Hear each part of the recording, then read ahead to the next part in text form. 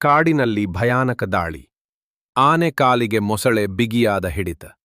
ನಿರ್ಗತಿಕನಾದ ಗಜರಾಜನ ಅಂತಿಮ ಕೂಗು. ಆ ಕೂಗಿಗೆ ಪ್ರತಿಕ್ರಿಯಿಸಿದವರು ಯಾರು ಗೊತ್ತಾ? ಅಂಜನೇಯರು. Hi friends! Video start ಆಗುವುದಕ್ಕೆ ಮುಂಚೆ ನಮ್ಮ SK1208 studio channel subscribe, like ಮತ್ತು ಶೇರ್ ಮಾಡೋದು ಮರಿಬೇಡಿ. ವಿಡಿಯೋ ಇಷ್ಟವಾದರೆ ಕಾಮೆಂಟ್ ಮಾಡಿ ನಿಮ್ಮ ಅಭಿಪ್ರಾಯ ತಿಳಿಸಿ. Story written by SK1208 studio. Enjoy! ಆನೆ, ಮೊಸಳೆ ಮತ್ತು ರಾಮನ ಕೃಪೆ. ಕಾಡಿನ ಆಳದಲ್ಲಿ ಮೌನದ ಗಾಳಿ ತುಂಬಿಕೊಂಡಿತ್ತು. ಮರಗಳ ಎತ್ತರದ ನಡುವೆ ಬೆಳಕಿನ ಕಿರಣಗಳು ಭೂಮಿಗೆ ತಾಗುವಾಗ ಅಲ್ಲಿ ಒಂದು ದೈತ್ಯ ಆನೆ, ಗಜರಾಜ್, ಶಾಂತವಾಗಿ ವಾಸಿಸುತ್ತಿತ್ತು. ಅದು ಸಾಮಾನ್ಯ ಆನೆ ಅಲ್ಲ. ಅದರ ಹೃದಯದಲ್ಲಿ ಒಂದೇ ಮಂತ್ರ, ಒಂದೇ ಪ್ರೀತಿ, ರಾಮನ ನಾಮ. ಗಜರಾಜ ದಿನವೂ ಬೆಳಗಿನಿಂದ ಸಾಯಂಕಾಲವರೆಗೂ ತನ್ನ ದೊಡ್ಡ ಉಸಿರಿನೊಂದಿಗೆ ರಾಮ ರಾಮ ರಾಮ ಎಂದು ಜಪಿಸುತ್ತಿದ್ದ. ಬೆಳಗಿನ ತಂಪು ಗಾಳಿ ಹರಿಯುತ್ತಿದ್ದಾಗ ಗಜರಾಜ ನಿಧಾನವಾಗಿ ಹೆಜ್ಜೆ ಹಾಕುತ್ತಾ ಕಾಡಿನ ಕೆರೆಯತ್ತ ಹೊರಟಿತು. ನೀರು ಗಾಜಿನಂತೆ ಹೊಳೆಯುತ್ತಿತ್ತು. ಆಕಾಶದ ನೀಲಿ ಬಣ್ಣ ಕೆರೆಯ ಮೇಲೆ ಮೃದುವಾಗಿ ಪ್ರತಿಬಿಂಬಿಸುತ್ತಿತ್ತು.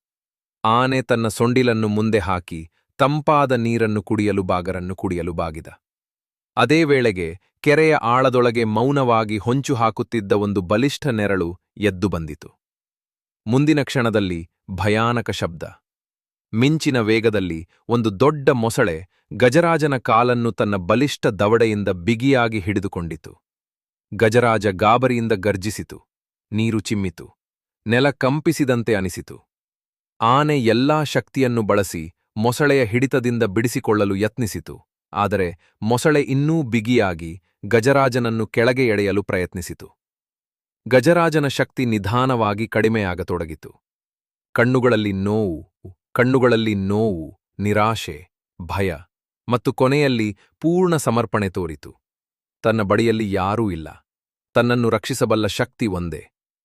ಆ ಕ್ಷಣದಲ್ಲಿ ಗಜರಾಜ ಹೃದಯದ ಸಂಪೂರ್ಣ ಶ್ರದ್ಧೆಯೊಂದಿಗೆ ಕೂಗಿತು, ರಾಮ! ಆ ಕೂಗು ಭೂಮಿಯನ್ನೇ ಕದಲಿಸಿದಂತಾಯಿತು.